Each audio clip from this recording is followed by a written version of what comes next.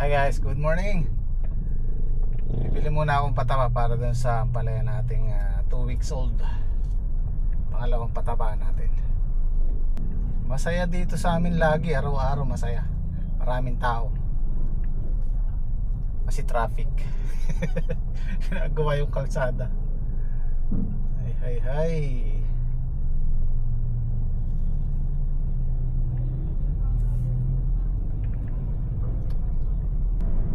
Ito, dito sa Pampanga, maganda yung kalsada. 4 lane.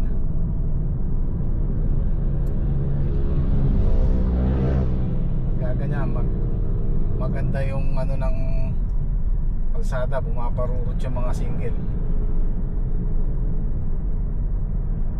Maluwag dito, maluwag yung daan. 4 lane yan, 4 lane.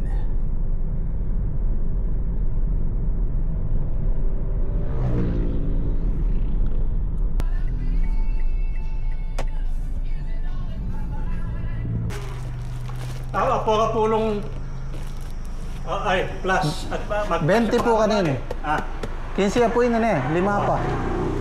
5 pa po kanyan, 5 rolyo pa. 1 ply po yun eh. Wow. Ay, one ply ni. 1 ply po. Kaya ni, yung one ply mo rin mo. Opo, 1 ply po yung gagamitan mo. Opa mo, kaya ni. 20 ni, kraso. So, ito po yung gagamitin natin. Bibili sana ako yung Philpost, wala silang available. So mag-a-atlas muna tayong 1414. Tsaka bumili ko ng calcium. Haluan na. Tsaka 1 ply. Yan, 15 po yan eh. Magdagdag tamo pong... Opo. Magdagdag tamo po 5. Siguro kaya kanina. Ya pasti may bagat kung ano takay na eh. Opo. Pati tatrati po sa kaya na pas bumili na.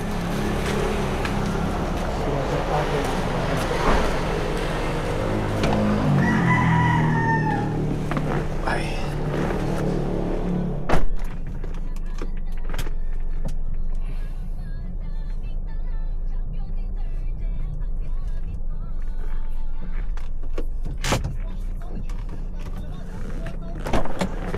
Ay.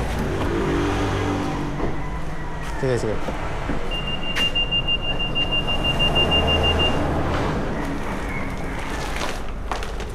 Lahat. Hunurin kayo ninyo.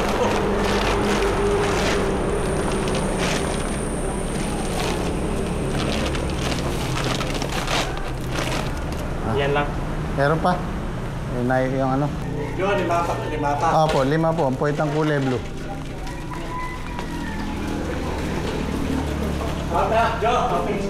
Ito pala.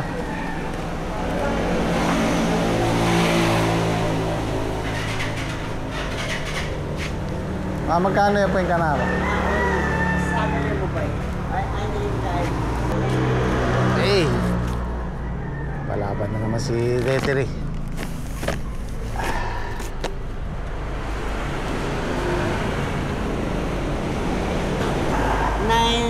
9,000 niya po.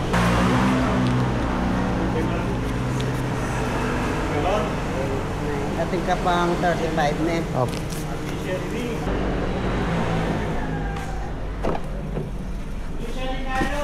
Okay.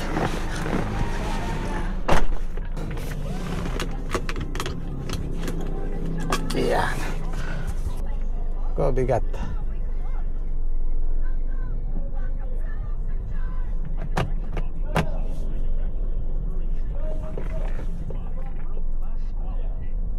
Ay, ang bigat. Ayan o, bumabarurot yung mga motor o. Ay. Ito pa isa o.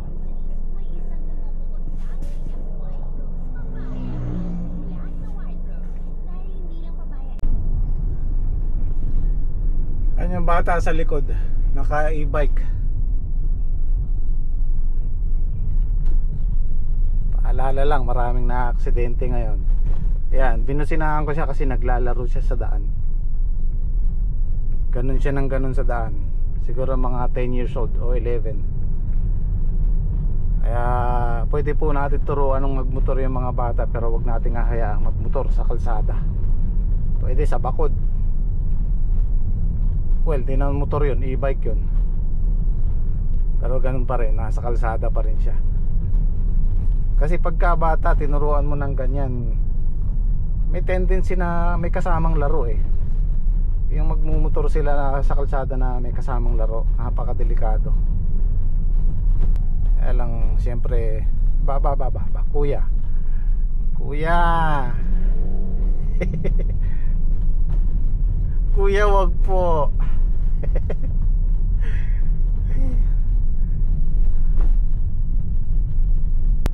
Kung nabalitaan nyo yung nangyaring matinding aksidente sa Marilaki, actually marami na yun eh. Marami na aksidente doon.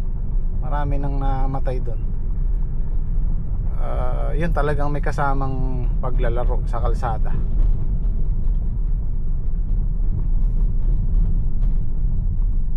Hindi biro pag nasa kalsada ka.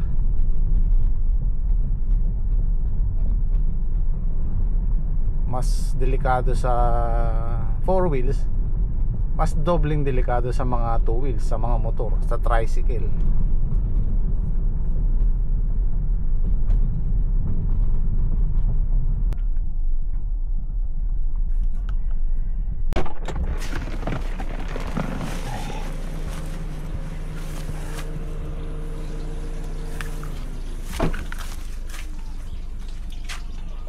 Ayun, makalak.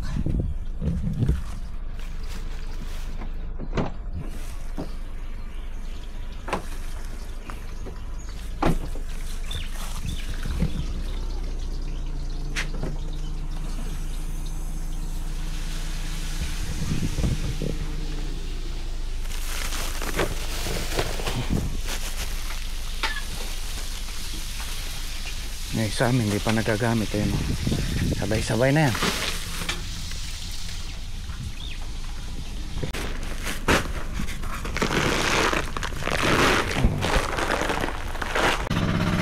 Ay, yung almusal.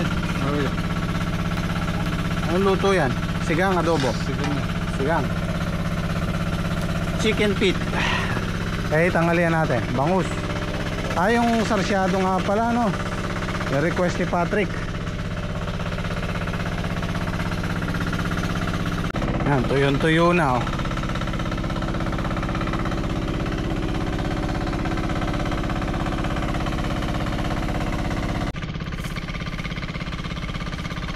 Ito na yung ampalaya natin.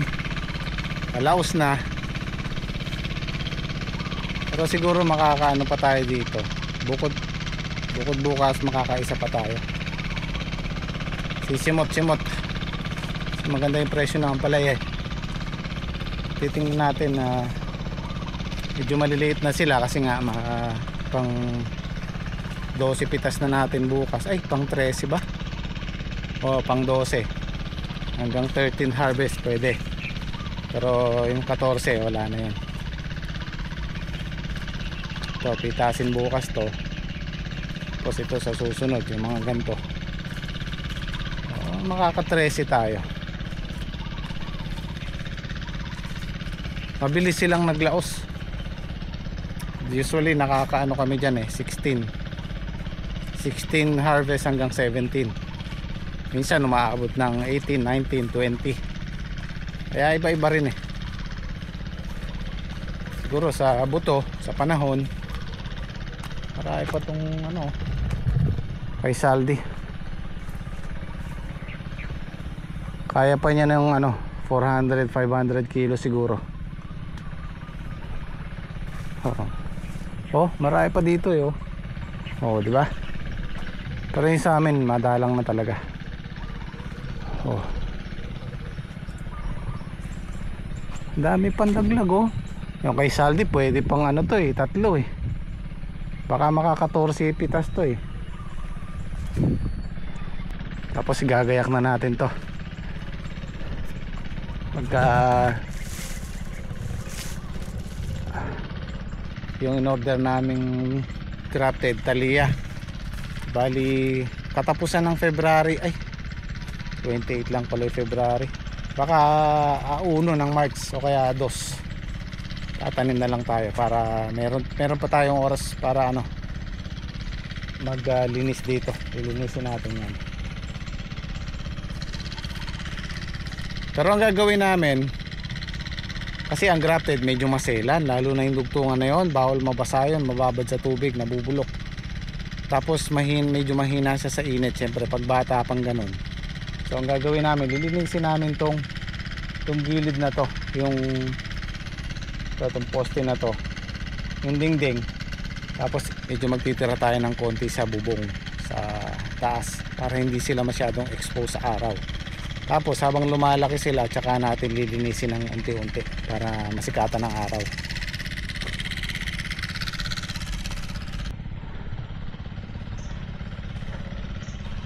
Linis ano, kasi nga hindi na sisikatan ng araw.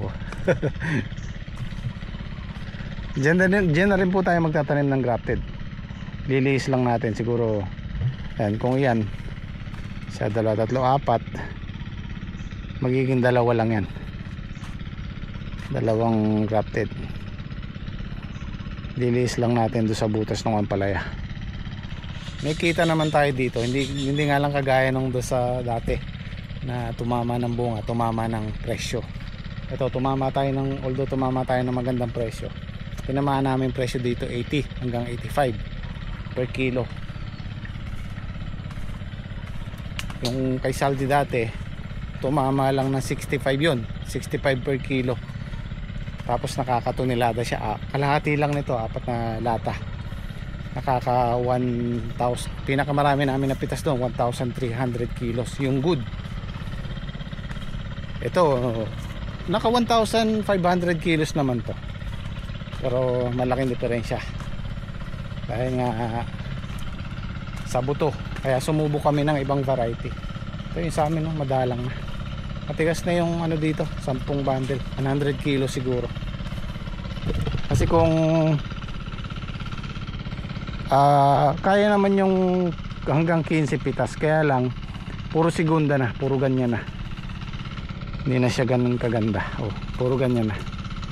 Alam naman natin pag segunda medyo bargain na yung presyo, mababa na. Talo na tayo sa labor, sa mamimitas. Pwede na nating pamigay. Konting panahon lang hintayin natin, may mga bunga na yan.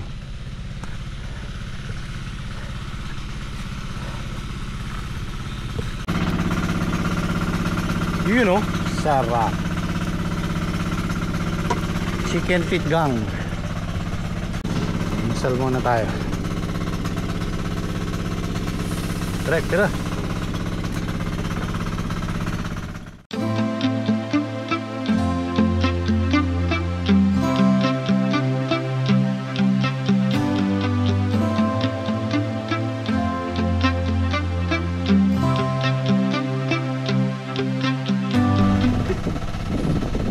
Bali 5 lang kami ngayon, wala yung 2. Si cameraman may nilalakad. Busy yun kasi buntis yata si Sarah. Buntis nga ba? Oo, may nilalakad ng mga papel-papeles.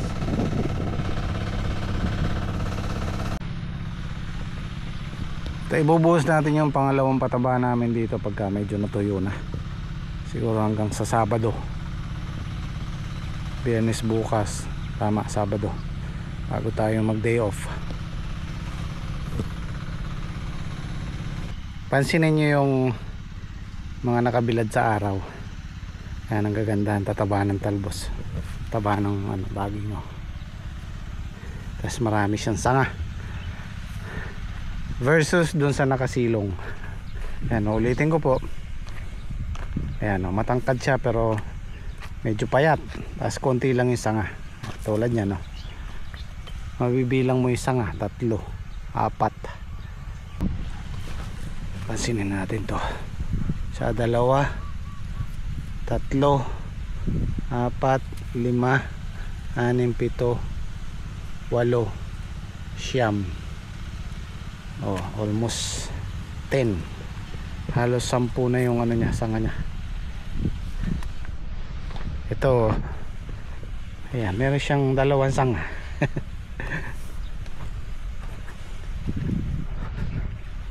Sir Jim, bakit alam nyo nang nakasilong tinatamnan nyo pa? Kasi nga po iniintay namin yung araw na lumipat dito. Yan sa sentro. Itong darating na Marso, nandyan na yan. Tapos doon na yung lilim doon sa kabila. So yung kay Saldi naman ang masisilong yan, yung siguro yung isang tudling niya o dalawa. Ito sana umabot. Ganyan po yung nangyari doon sa ampalaya namin doon sa gilid na yon. Yung 3 tudling. Namunga siya pero hindi ganun ka Ayan o, matatangkad sila na payat versus dito sa nakabilad makapal na yun sanga. Ayan o,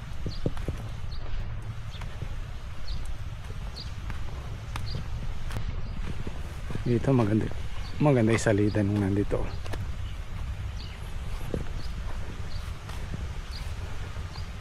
Meron kaming nakitang mga nalalanta nung nakaraang araw. Siguro sabi ko fungus. So pina-spray natin ng fungicide. Medyo gumaling naman, tumuloy siya. Score po ang gamit namin fungicide. Tapos may nagtatanong yung gamit naming contact herbicide Interline. Pero ulitin ko, hanggat kaya namin, hindi kami nag-i-spray dyan sa may mga tanim. Pag maliliit pa pwede. Andyan pa yung ugat niya sa plastic mulch. Pero pag andyan na sa baba, tsaga tayo sa grass cutter. Marami namang klaseng contact herbicide Pero yung Interline, subok namin yung ginamit namin yung sa okra dati. Kasi sa okra, yun, pwede yun, yung herbicide. Kasi sa okra kasi pagka malalaki na uupa ka ng maraming obras na magdadamo mano-mano kasi hindi pwedeng grass cutter, kailangan bunot talaga sa tawing puno. So yun, the best yung herbicide na yun sa okra. Kahit sa talong naman pwede, pero dito sa ampalaya medyo maingat kami. Pagka ganyan nakalalaki, tiyaga tayo sa grass cutter. February 6, saktong 3 weeks na po sila ngayong araw na to.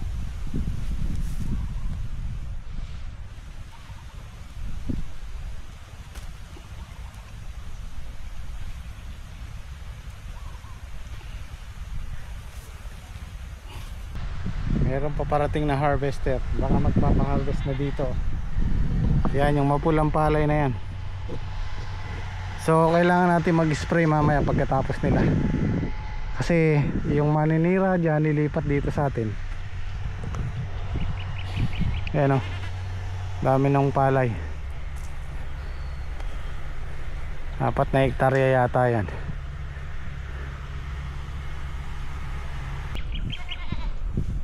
Expected po namin dito 40 hanggang 45 days. Makakapitas tayo dito. Meron na silang maliliit na bungang puno. Yan o, lawak yan. Ganda ng palay.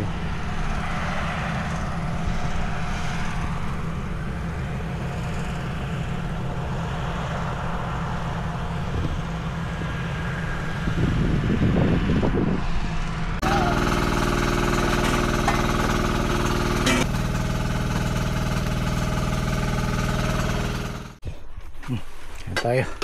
May inihaw pang sili.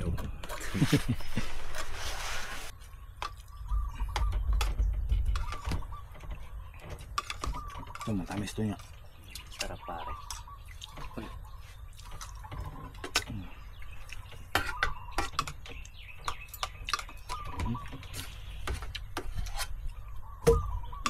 Pupil ka lang naman nakakapag.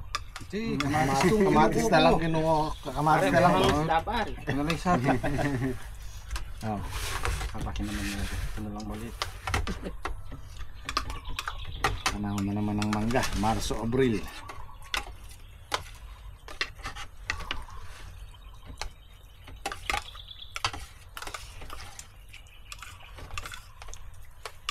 Try ko siguro ng ano. October. Ano? Mga mangga. Yan rin ng February.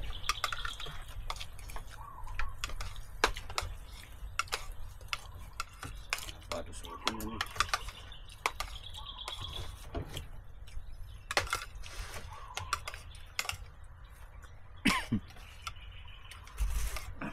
Mahal na rin mangga ano. Magdarang lang naman ngayon pare. Ngayon, mahal pa yan. Bihira na ko kasi may manggahan yun. Halos nasa bundok na. Yung kami sa atin, nangabual ng bagyo pare. Lalo na dito sa atin, natuto nang maggulay yung mga tao. Magulay pa. Dati, puro mangga, ganyan. Dumang may alagang mangga. Ngayon, napalitan ng kalamansi at kulay.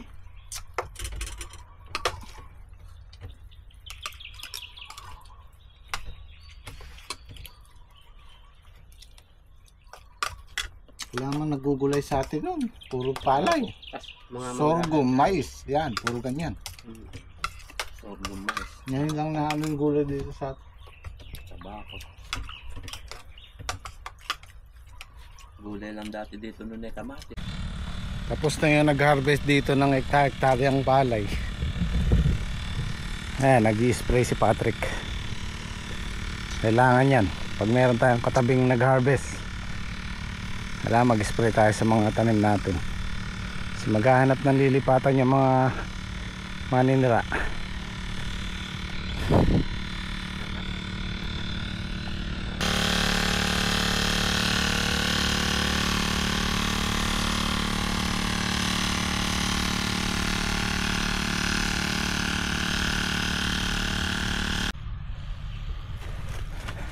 Nandito na yung ugat niyan. Ayan o. Yung mga puti-puti na yan, maliliit na hibla na yan. Ugat nila yan. Naabot na yan dito. Kaya bukas pag nagpataba tayo, dito na tayo maglalagay ng pataba. Una yung patubig, tapos pag di na umahagos yung tubig, tsaka natin ihagis yung pataba. Kasi unang dilig natin dyan, yung drenching, lalagay sa mismong puno. Tapos yung pangalawang pataba natin, magbubutas tayo sa gilid. Ayan, dahil hindi pa yan kumakalat ang ugat nila. So ngayon yung edad na yan 3 weeks, andyan na yung ugat nyan, umaabot na dito yan. Kaya dito tayo maglalagay ng pataba. Kaya ako, para sa akin, lalo na pag ganyan na edad ng halaman natin, depende sa gulay. Yung palaya kasi, kung mapapansin nyo, ang gahibla lang ng buhok yung ugat nyan, kaya maselan. Kaya hanggat maaari, sabi ko, hindi tayo gagamit ng herbicide pag ganyan na kalalaki. Pag yung siguro buto pa lang pwede, o kaya lumulusot pa lang sila, pwede tayo mag-spray ng herbicide. Pero pagka ganyan na kalalaki, kahit nasabihin natin contact herbicide, kasi pagka in-spray natin yan, nandyan lang yung gamot, yung herbicide. Pag nagpatubig tayo, sisipsipin ang ugat yan. So tsaka tayo sa grass cutter. Ayan, ugat nyan nila yan. Ayan, pansin nya. Tama lang yung pataba natin sa gilid na.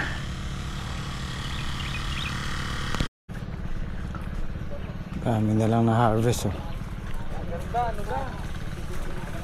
Oh, dami.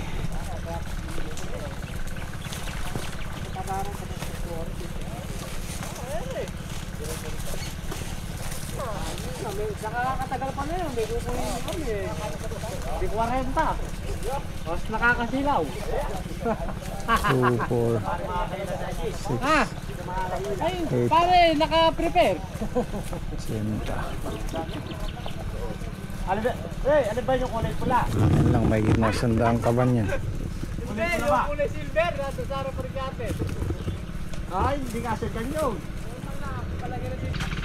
Shoutout nga po pala kay Sir Jaime happy birthday po. At shoutout din kay Sir Gregorio Arcel.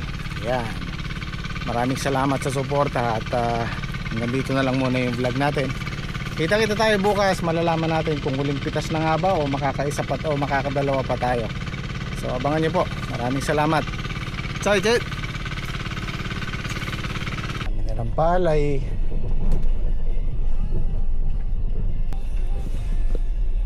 Ayan, rest in peace kay Shansai. Kapanahonan ng Mature Garden. Warming by Taiwanese yun eh. For your the eye